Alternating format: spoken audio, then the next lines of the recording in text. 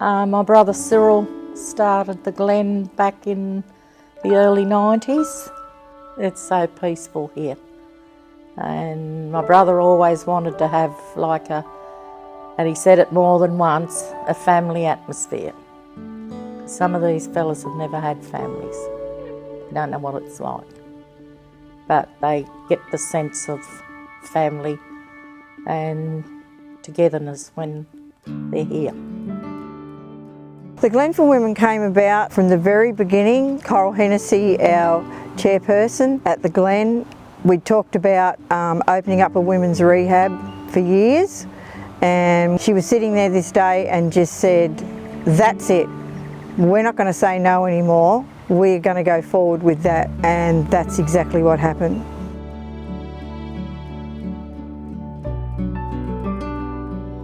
Getting the keys handed to you to drive the bus around, getting chosen to take the guys on sport outings and taken to appointments, all that sort of trust, you know what I mean? So it gives you confidence, and because when you come in and you're battered and bruised, it's like you don't have confidence, and then you get given keys. It's like, you trust me to drive a car, and then it builds your confidence up. It's like, well, I can do that, I can do that.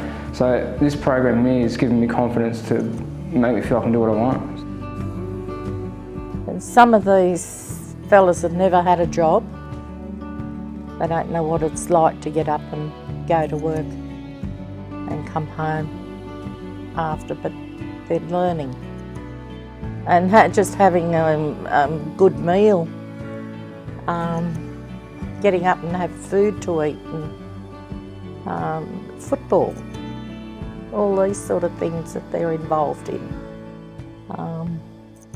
It's good to see them grow like that. It's gold seeing what's happening with the women, you know, especially with the women that want to work on themselves and change and stop drinking and taking illicit drugs. So the person I came in here, I was very broken, I was very sad, I had a lot of trust issues. It's okay to not be great some days. You got to push through those emotions. Some days they're really, really hard, but the program teaches you how to do that, because for so long in our lives in addiction, we forget about how intense emotions can be sometimes. And when you're in here in this program, it's safe, it's effective, everybody is so caring, and the program is just, I love everything that it's brought to my life.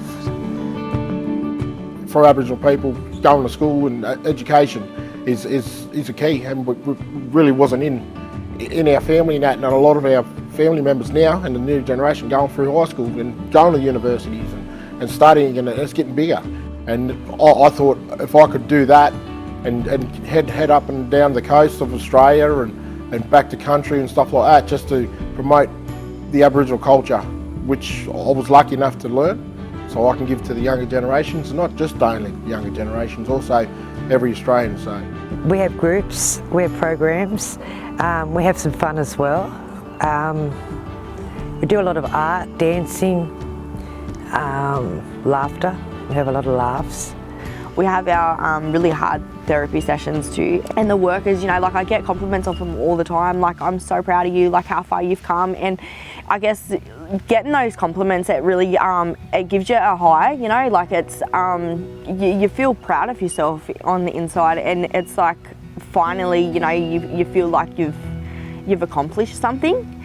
It's really important to have a women's rehab, because the men were getting treated at the Glen for men, and then they're going home and they're sober, and the women are not receiving any help or any treatment. So now our women can be treated for their addictions, whatever that may be, and healthy mums are returning to the community, healthy grandmas are turning to the community, healthy daughters, healthy granddaughters. We've all been through a lot of the stuff that these boys are going through, so we understand the whole system. But they come in here and they get a sense of worth. I think that's what you'd say, but makes them feel good. That's what I tell the guys, like, you can go anywhere in life once you're clean and sober. Anyone can do it. Like if I can do it, that's what gets said a lot. if I can do it, anyone can do it, because I know how bad it was and I got myself out of it. So the only way I can keep what I've got is by giving it away, by sharing it with others. That's why when we've done the dancing, we opened the dancing up. We've had all multicultural people doing it. Look, the disease of alcoholism and addiction doesn't discriminate, so neither do we. So when we do the dancing, we don't do the dance. It's not about ceremonial. It's about celebration of life, getting your spirit back, coming back into yourself, you know what I mean? So this is a really big thing for the women when they're first sober, to get in touch with self and be able to attend activities and communicate with other people and services without being numb from alcohol and drugs.